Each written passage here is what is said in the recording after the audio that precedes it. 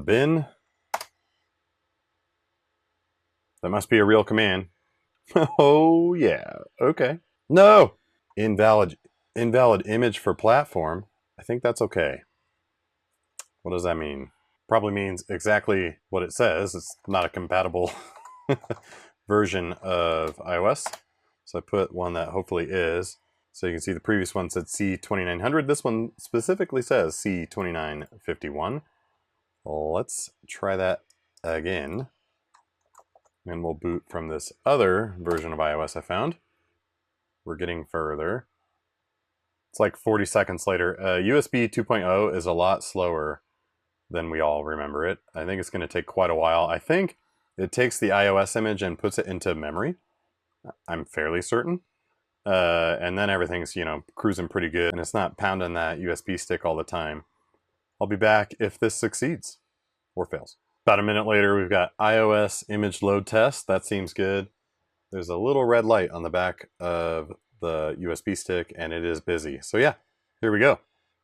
This is great. This thing is booted into iOS. That was really easy. It is slow though.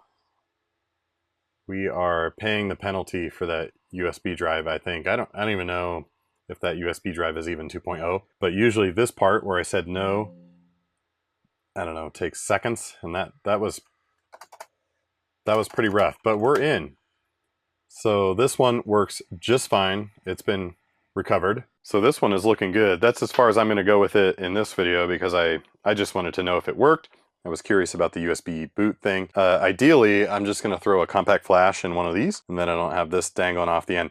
But if you pick up one of these for a good deal, that's a nice option, because you could get one of those USB flash drives that's, you know, like 5 millimeters deep or whatever. Throw that on there, and you're good to go. This was just FAT32 formatted. At least for this machine, that was totally fine and what it expected, and it's able to boot from USB no problem. That is really nice compared to some of the older gear that needs this, or even worse, one of these flash cards.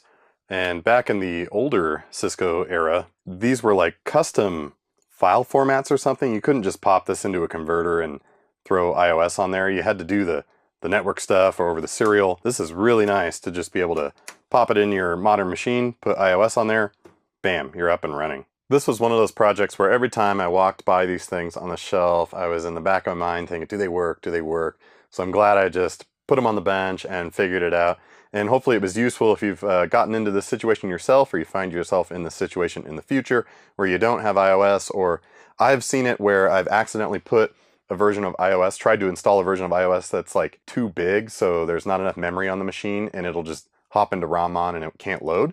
And then you can get a new version, a correct version on there with the exact same procedure I just showed you. I think it's going to be pretty common for this newer gear to come without iOS, especially this one does not seem to have internal storage. When these are decommissioned, the easiest thing for the IT folks to do is just rip out all the USB sticks and the compact flash instead of having to, you know, wipe it and factory reset it. So I think that's going to be pretty common in this line of Cisco gear, and it is a solvable problem, as you saw. Also a great excuse to make the retro rack a lot more functional. I'm really happy with the re-racking we did in there. But that'll do it for this one. I hope you enjoyed following along. If you haven't already, please consider subscribing to the channel. It's the best way to help the channel grow. And I've also got a Patreon where I post behind the scenes type videos and whatever else I'm tinkering with. Thanks once again, and I'll see you in the next video.